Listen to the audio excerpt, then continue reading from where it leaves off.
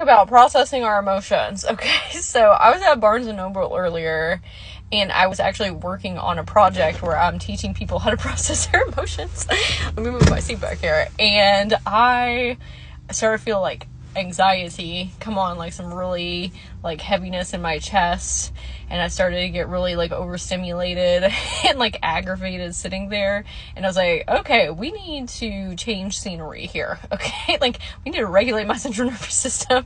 And so I left, and then I went home, and it kept building and building and building. Oh, 1 2 3 4 on my phone for my angel peeps. And I was like, okay, we need to go take the dogs to the dog park. And so I take them, and I was like, okay, I can feel that there are some really big emotions and limiting beliefs that are coming up right now, and that's totally valid because, you know, that's life, and we're a human being, and I'm going through 3D stuff right now, and I need to take some time to process these things, otherwise it's going to be a whole situation, okay?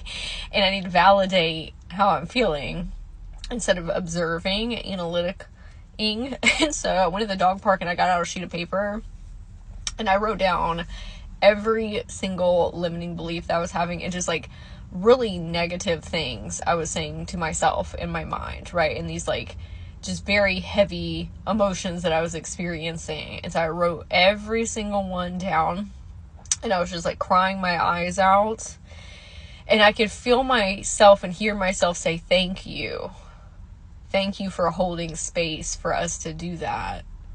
And I could immediately feel all of that stuff come out of my body. And I was like, oh, I feel a lot better. I feel clearer. And so I got out another sheet of paper, and then I went sentence by sentence and said, is this 100% true in our reality, or about self, or what's going on in our life? And if it was a no, I was like, okay, well, let's explain why that is not 100% accurate. And so it was almost like creating the opposite response.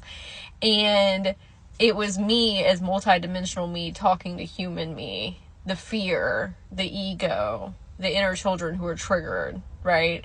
But until I sat and processed that heavy stuff, I can't get in that higher frequency, right? And so those inner children and that human me and like all of those emotions, you're not your emotions, you're not your thoughts. Those are things that you're channeling, right? That's why you can observe them and get in those higher states.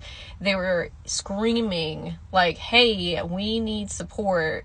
We need love and guidance. And instead of shoving them down, I embraced them and said, I love you unconditionally. Let's all go through it together.